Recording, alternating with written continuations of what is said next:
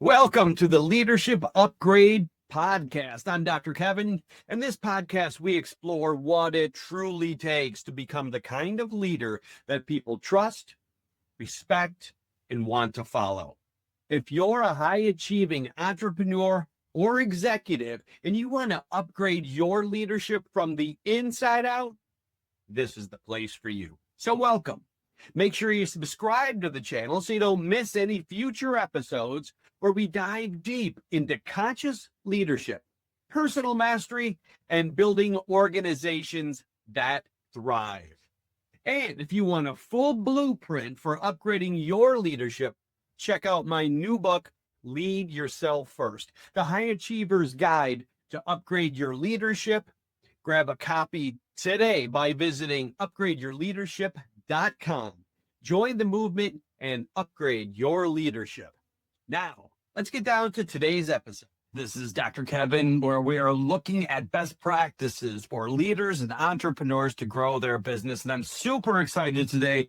We have the founder of a great innovative company that is going to really sweep the industry. And there's some major changes coming forward in you clean your homes. And this is all the brainchild and under the governance of Chris Randall, who is the founder of Sweeep. Chris, welcome. Hey, Kevin, thanks for having me, man. I'm excited to be here. Talk about my journey. Absolutely, absolutely. Well, and that's the heart and soul of this podcast is understanding a leader's journey. So I love it. Before we even get too much into the ideas of leadership, I'm really curious to know if you can tell us a little bit, how did you come up with this idea? And tell us about the core idea that differentiates Sweep, because it is absolutely a different thing in the market. Yeah, I mean, I could go on and on about this, but the coming up with the idea was honestly more so just a product of me being in the corporate environment for the 6 years prior. Saw a lot of things that were changing that kind of shifted the focus to shareholder value versus helping the clients. So basically, it was need to get out of there. So that's kind of what triggered me to look to do something on my own.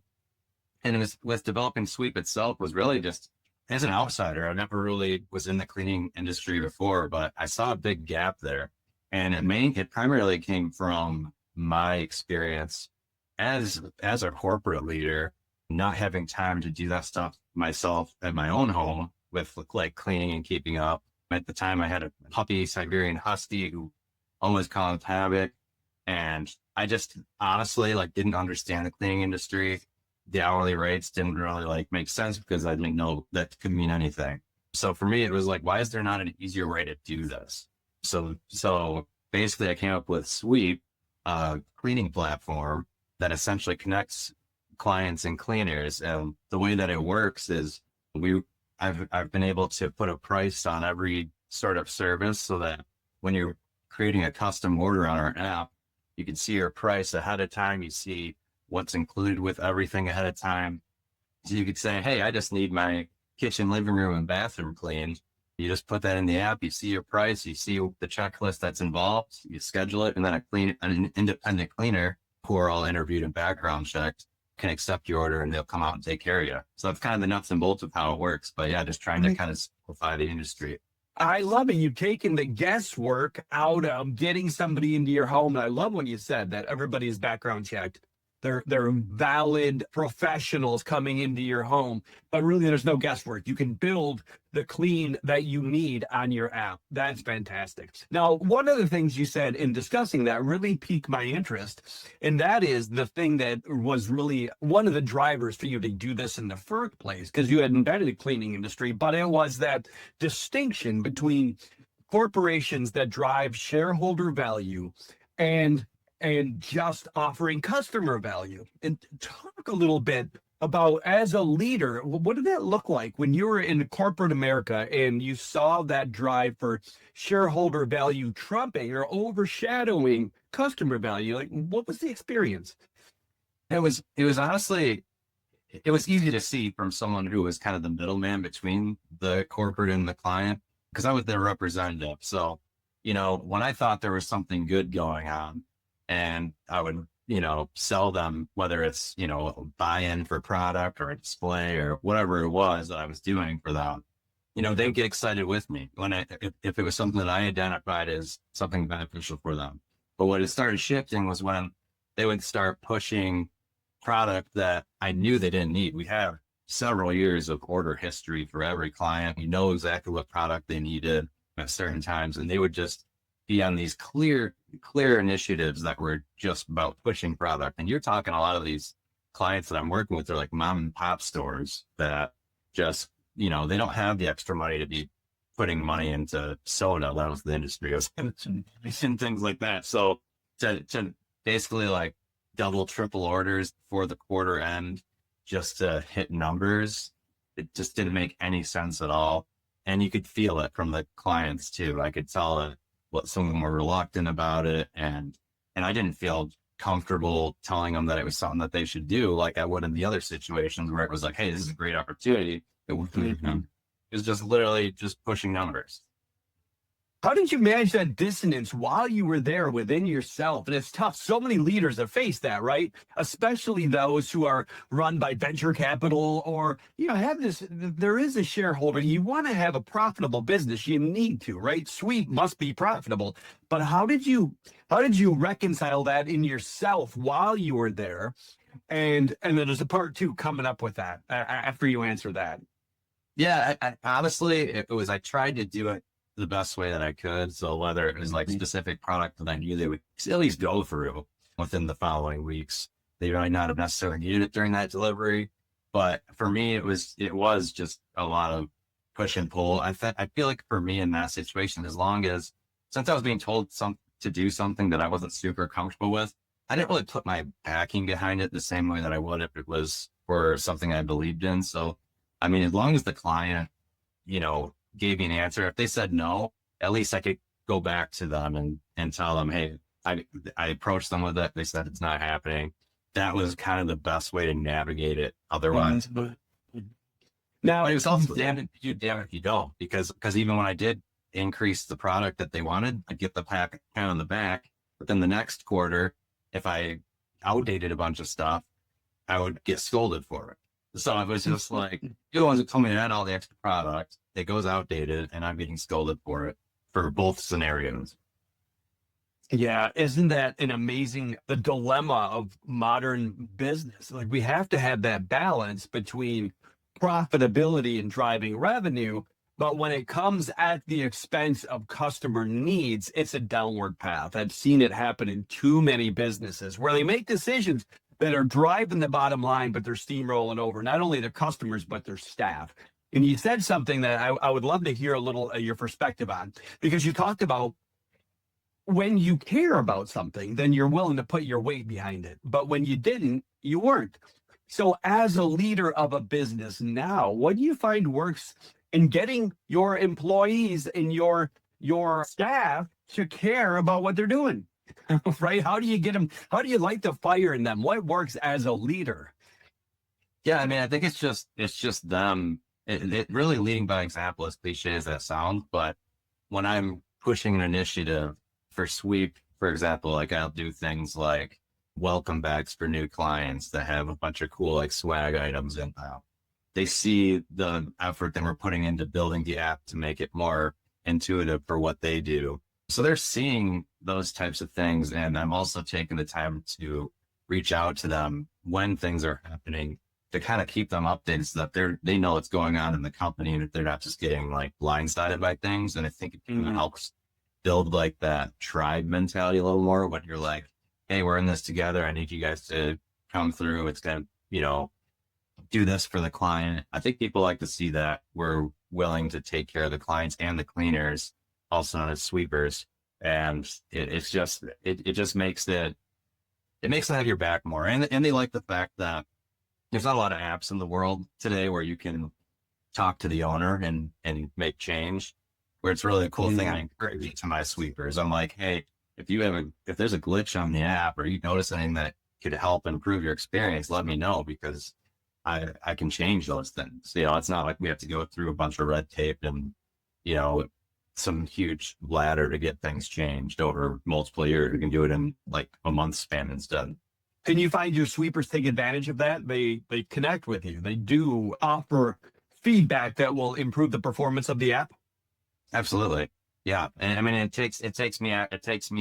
took me like telling them that's something that was really important to me, but it truly was. It truly is something that's important. So I went on my way. I've had, them come in for individual meetings and kind of just tell them the benefits to that. And because, some of them might have had that like more intimidated thing before, like, hey, you don't want to like even saying that. But I think by me just being very open and honest about it, I've helped ignite that, like, hey, we're in this together. This isn't just like some guy that's telling us what to do. Yeah. Well, it's so interesting to me because I think what I found over my career is that the secret to success isn't just processes, isn't just a clear dashboard, isn't metrics, isn't systems. I always said that systems, processes, marketing is people. How do you, and it sounds like I think about in the hierarchy of jobs, right? A sweeper, it would be easy for people to minimize their role and to really not take it seriously, to not have pride in it. But what I'm gathering is that you've figured out a secret to helping your sweepers have pride in what they're doing. Talk about how you do that. Well, what else are you doing? I mean, there's got to be some magic there that's helping them show up. And I'm sure you've had some along the way that didn't fit. Absolutely.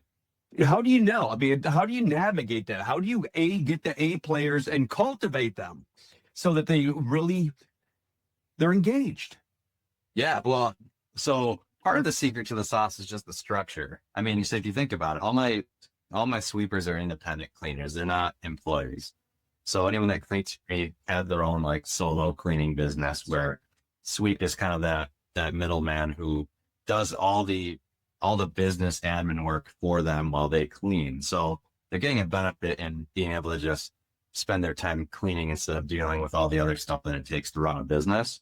But with the independent cleaners that I bring in, they're all business owners. They'll have entrepreneurial mindsets.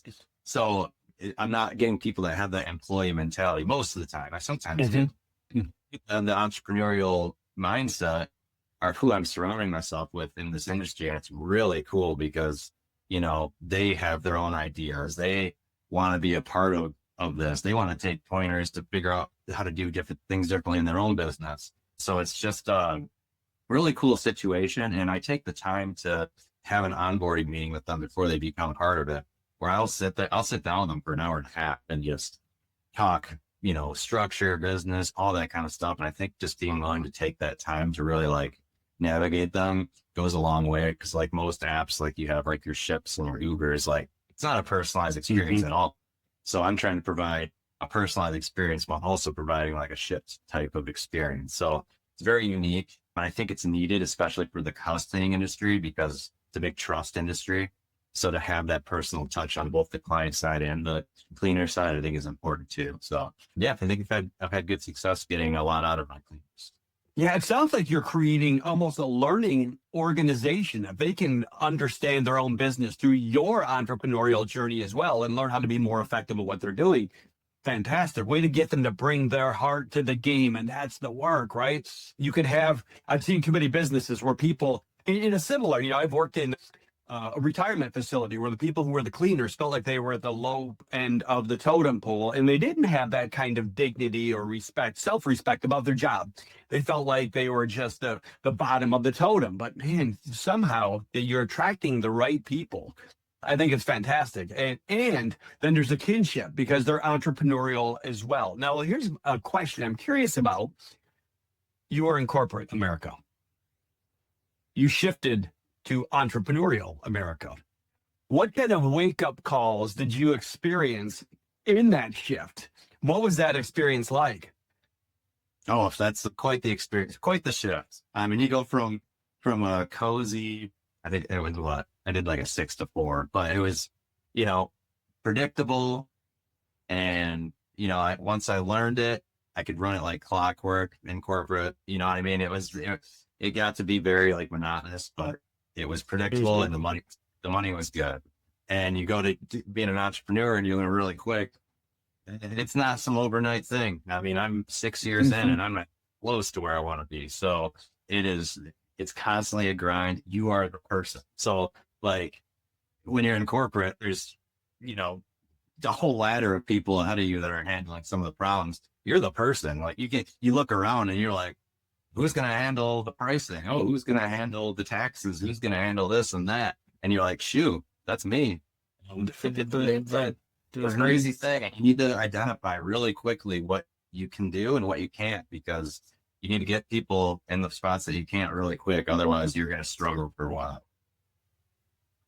Isn't that what a mindset shift and a wake up call? How do you manage? I mean, there's an illusion of consistency, and I call it an illusion of consistency when you work for somebody else, because anything can stop at any time. But the illusion is there that, hey, I have this regular paycheck and it's paycheck to paycheck. And that illusion of consistency is absolutely gone as an entrepreneur, especially when you're starting out, in a way that can really it can mess with our minds. It creates a lot of stress. How did you manage the stress? How did you manage your own cognition, your own mental capacity during that shift? I mean, truthfully, it was a lot. I mean, if you look back to when I started this, you'd think I was crazy, because I launched Sweeep February 10th of 2020, and that's 2 weeks before COVID.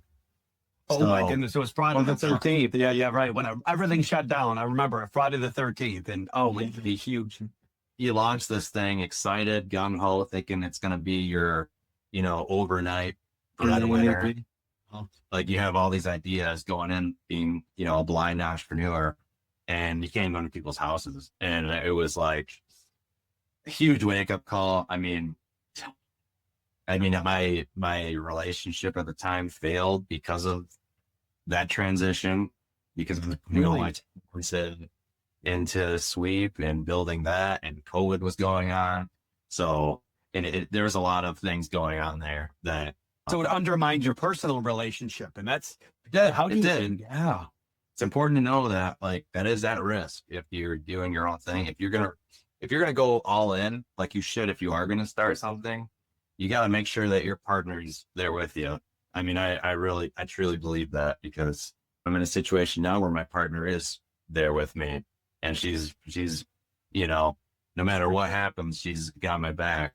But I learned really quick that wasn't the case. When you're with somebody and you're kind of in that consistent corporate like mindset, like, things change quickly if you become an entrepreneur. So let's keep that in mind. But as far as like handling it though, otherwise it's just been an evolving journey. Well, so I want to know, how do you manage to stay the course? So you start this business, the world shuts down, your relationship dissolves, and yet here you are 6 years later, coming through like the phoenix out of the ashes. I mean, driving this thing forward, and better days are even still ahead. How do you manage it? Well, what does it take? Honestly, like, for me, it just almost blind dedication. Like, it was so convicted in what I built and the future of what I'm doing that I truly don't believe I'm going to fail at it. And I just have carried that through since the beginning. Like, I'm not giving up on this thing. And, there is probably a point as a business owner where you should, let it go. But for me, I had too much given up already for this.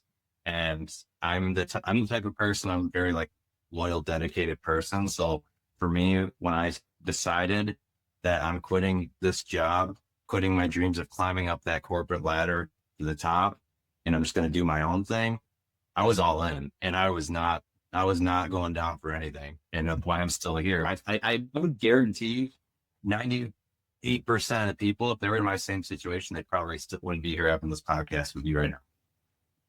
There's some tenacity that is required, and a naivety, right? To just like, you know what, I'm driving this thing forward. When I had a similar journey when I moved here to Michigan, I said, there's one path. There's not a plan B. There's a plan A, and plan A is the plan, and that's the path that's going to work. And when you commit at that level, regardless of how it feels in the moment, and things start to happen. Now, that being said, you have to have an idea that's worth pursuing. and and it has to show that it's profitable. Now, you alluded to something that I am super curious about. And you said you are not done growing yet. All right. Where's Sweep going? Oh, Sweep's going to be national before you know it. I'm telling you right now, I'm building this thing in West Michigan, and I mean, we can go down a whole rabbit hole of kind of my journey through these last 6 years, but I'm at a place now where I have a business partner that I brought on August of last year, and he's my tech guy. You know, he's got an app development company. He came in believing in what I was building and decided to give it a go. And because full transparency, before that, I've had a lot. That's one of my biggest issues is my app developers. Yeah. Basically, I've got this idea for Sweep and what I want it to be. But for the first like 5 years, it wasn't that. So like you said, the Phoenix from the ashes, like this is it right now. Like I'm at that point where 2026 is kind of like where I finally have the platform that I've always wanted. You actually grow it the way that I want to. Wouldn't have made it here without that conviction. Yeah, considering everything you have gone through and stayed the course, it must almost be euphoric to see like, oh my God, this app is finally coming to the place that I wanted. Who do you need to become for this business, right? And I say this, let me preface it. The business grows as much as the owner. And so the owner needs to evolve and grow. For this business to become national, let's say that's the next plateau, or statewide, national, well-known, it's Uber, it's as common, well-known as Uber. Who does Chris Randall need to become? What do you need to do differently in your mindset and how you show up as a leader? Who's the person you're becoming to scale this thing nationally? I'm gonna be honest with you, like it's kind of interesting, but myself, because truthfully, when I started this thing, I never had a small goal for it. I always had that vision. So everything that I've built up to this point, the systems that I've built, the processes, the future ideas for it have all been to be at that level. And it might be is only in West Michigan, because a lot of the stuff that I've done might not even really be that relevant right now to the size that I am. But as we grow from here on out, like I'm realizing like where a lot of business owners struggle because they have to adjust to the growth.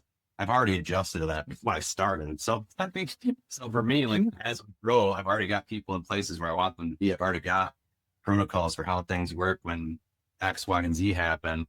So I just need to keep going that path. Like honestly, just staying true to myself and my vision, and I'll get where I need to go. Well, I love it that you have a clear vision. What I found is something I call founder syndrome that happens with so many organizations. And it sounds like you figured out a secret to avoid this. And that is this founder syndrome. I see founders who become so enamored and attached to their business that they don't let things go, and they overmanage everything in a way that undervalued. Employees feel undervalued. Employees feel micromanaged. And they're not making decisions. I've seen some large scale organizations, like $300 million organizations, where the founder, who was brilliant, overmanaged his executive team and they all left. Yeah. And it sounds like your vision is for you to not be the guy working in your business, but to work on it and be a business owner. How did you cultivate that mindset? Well, you gotta almost like take your lumps to do that, because you know the whole saying of spend money to make money and that kind of thing. I mean, that really goes behind like getting people in the right positions where you need to go. You got to pay people so that you're not the one doing things. So I think for me, it's just, I've kind of foregone my initial like potential profits with Sweep and have just reinvested into it to put people in places that I'm not the one who's doing the managing day to day. So like a story that I can kind of wrap that up into is in 2023, probably my worst year, not financially because of we did grow that year, but beginning of the year, I got an SBA loan, $100,000 SBA loan. And I'm ready. This 2023 was the year that 2026 kind of is becoming now. Like I got that SBA loan. I hired a new app developer. I hired a full-time manager and basically wrapped all my money, all that money from the SBA into the app developer and the manager. Well, both of those failed miserably. The app developer doing, manager ended up stealing. So it was a wake up call, like crazy. Painful. Yeah. Mid 2023, this all happens. I don't have someone really doing the app anymore. Manager's fired. It's just me. So 2023, 2024, for about a year, I was the only guy after I had already had the realization that I didn't want to be the only guy until I hired somebody. So I go back to being the only guy with a higher scale than I was previously. And it was maddening. And I didn't have the time or the mental capacity to even try to like think outside of the day to day at that point. And kind of realized like really quick, like I'm not managing a clean platform. I'm managing a clean company right now. And those are two totally different things. Right. By the time building this app, working on future logistics and how it's going to work in a larger scale, not like a client complaint and things like that, like stuff that's important, but like on a grand scale is not. So, for me, it was, I'm thankful my mom retired from managing a home goods store in I think mid 24. She knew the struggles I was going through. She came right on board. She's taken over the service manager position. She's been fantastic. Now it's a family business. I love it. Now it's a family business. I've got Charlene, who's my customer service rep out in North Carolina, and she's, the sweetest lady ever. When you call Sweeep, you're gonna hear her very comforting voice. And I found people in that work, and it's a night and day difference from going from people that don't work. And then my business partner, huge shout out to Luke. He's been amazing. And really, people you can trust, not only who work, but you can trust. But to have somebody steal from you just rips your heart out, doesn't it? You put your trust into them, and suddenly they're taking your money, and like, oh, this is your life, your livelihood. That had to be a low day when you discovered that. It was, and to be honest with you too, like I think when I did that, when I had that loan and I hired her in that position, I was trying to get into where I am now, where I'm more so focusing on the growth of the business. Mm-hmm. I think I kind of took that for granted at the time too. And I kind of just let her do her thing more than I should have, for sure. And, that's why it took like 6 months that kind of dive back in to realize what was going on. And it just, it's a big downer when you're ready to take that next step and you just get crushed and you're going to take a step back instead of a step forward. Yeah. Well, and I think though you speak wisely to the line between delegation and abdication. And it's so easy as an entrepreneur to get the stuff we don't want to do off our plate and then to expect that somebody else is going to completely own it and we don't have to pay a lot of attention to it.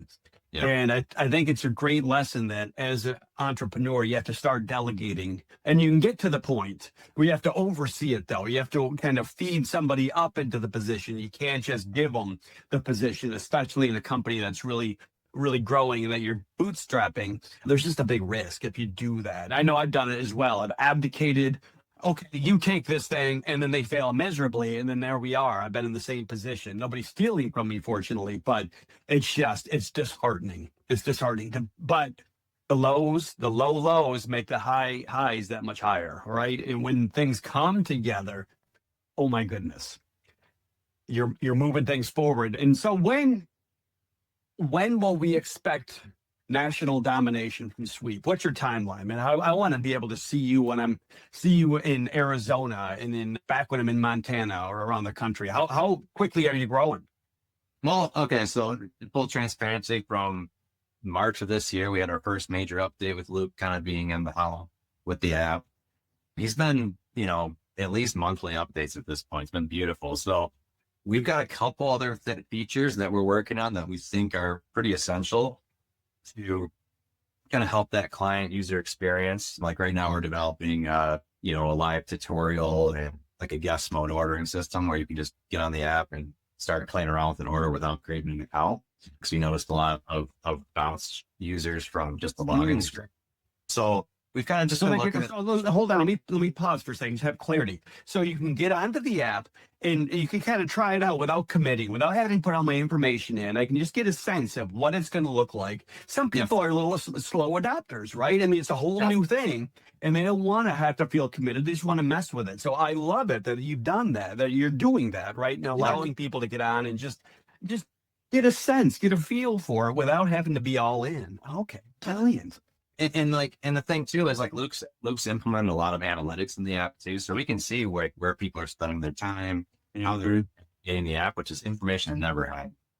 So with that, another quick thing: data-driven decisions. I love it. You're making decisions based on data, not just your gut feel. You can trust that to an extent, but man, the data speaks volumes. Now you see where people.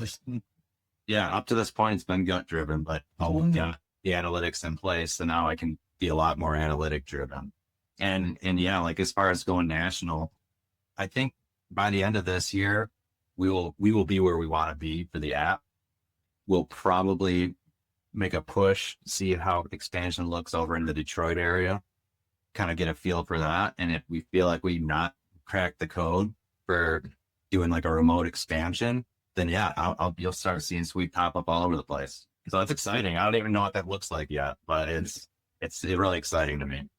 Yeah, fantastic. Well, look for more to come from Sweep. We will be watching for this organization to grow. And I just want to, for everybody listening out there, encourage you, get on the app, check it out. It's a whole new way of managing your household, right? It's really a revolution in how we manage our household. And you don't have, what are the things that get in the way? People don't trust people. They don't know people. People are inconsistent. No, you're bringing a level of professionalism and consistency to how people take care of their household. And I think it's just there's a gap in the market right now. And I'm excited to watch as you fill it. So thanks for being a guest. I really appreciate you sharing your journey. I wonder, is there anything else, for entrepreneurs listening, any final words or advice or thoughts you would offer that'll help our listeners? Oh man. No, I appreciate the shout, Kevin. It's been great talking to you too. And, I definitely have always been a fan of yours. It's been great having a friendship with you and kind of going through things. As far as entrepreneur advice goes, I mean, you realistically you gotta be really resilient. You gotta be convicted in what you're doing. Like, don't half-ass it. If you're going to do it, go all in, because I just don't think there's space for people that half-ass their businesses. There's a reason why, more than 90% of businesses fail in the first 5 years. And it's because people don't really fully commit to what they're doing. And I mean, that's kind of based on what I said earlier. No, anyone who is, especially people that, if you have, kids and other obligations that cost a lot of money, like, you got to really think about that stuff if you're going to start a business. You can't just be like, all right, we're going to start a lawn care business and we're going to see how it goes. Like, you might get by for a minute, but if you truly want to build something, you have to dedicate yourself to it and expect it to be a big part of your life for the foreseeable future. Well, and what I gather from you is that level of conviction, similar to me, there's no plan B.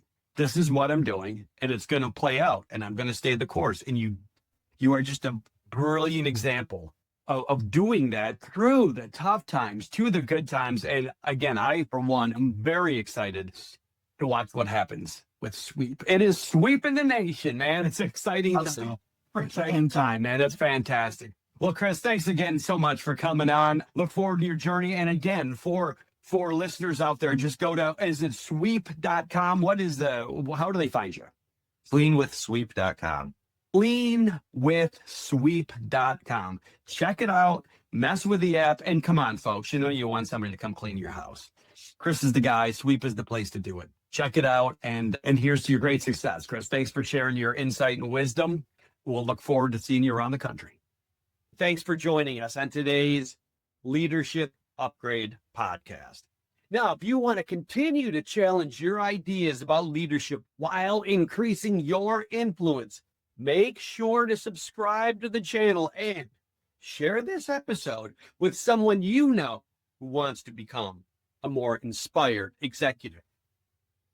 If you're ready to take the next major step in upgrading your leadership, don't forget to grab a copy of Lead Yourself First, the High Achiever's Guide to Upgrade Your Leadership, available now. Just go to Upgrade Your Leadership now to secure your copy of the book, and we have additional resources available for those who are truly committed to becoming better. So download the workbook, get the book, and put yourself on a path to become the best version of yourself as a leader. Remember, before you can truly lead others, you must first learn to lead yourself. See you on the next episode. For now, this is Dr. Kevin wishing you well.